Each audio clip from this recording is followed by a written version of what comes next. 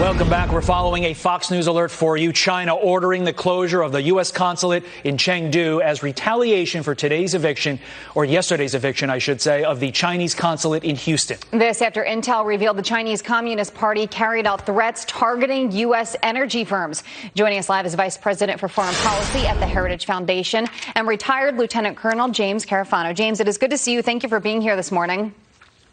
Good to be with you. My question for you, closing this consulate in Chengdu, who does that hurt? Is that the U.S. or China?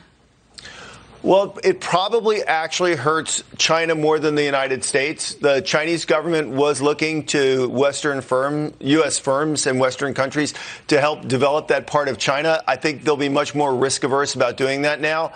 So in the end, China could be hurt for this. Also, the Three Gorges Dam may fail.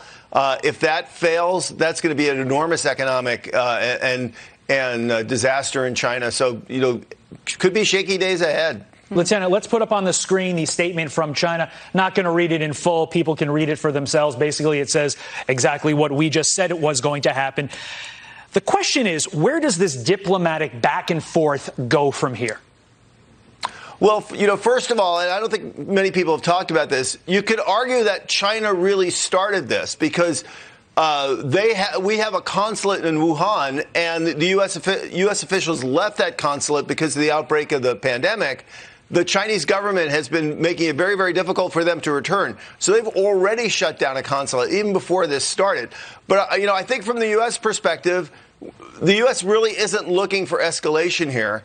What the U.S. has moved to is a strategy of what's called reciprocity, which is why do we let the Chinese government do things in the United States that they would never let the U.S. do in China? Mike Pompeo said that when it comes to the Chinese Communist Party, it is distrust and verify. At what point do we move beyond that? At what point do we make some changes here? Do you think it's going to be like this forever? Well, right now, today, I think the focus isn't on China.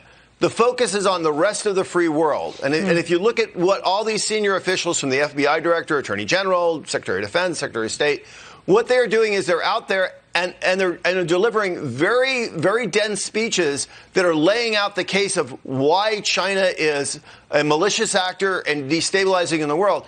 And that's because the world is ready to listen.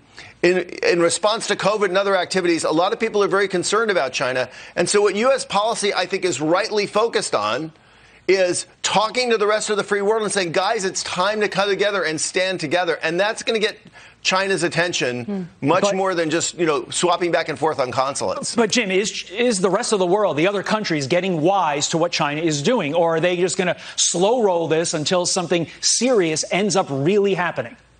Oh, well, yeah, look what's going on here. Australia completely flipped their policy on China. India just banned apps. They're getting very tough on China. Japan, look at the UK banning Huawei. France phasing out Huawei, Italy being more restrictive on Huawei. So, yeah, I do think the tide is turning. And that's why the government's doing this. Look, this isn't about politics. It's not about maybe we'll get 10 extra votes in the election, because the reality is people are going to vote on domestic issues. This is about the U.S. government being really smart, making a case to the rest of the world. Now is a time for all of us to stand up together, because we believe in freely elected governments. We believe in human rights. We believe in free enterprise. The Chinese don't. Right. And if we just stand there and let them do what they want, they're going to take all that away from us. All right. James Carafano, thank you very much for your time. We appreciate it and your insight. Thank you.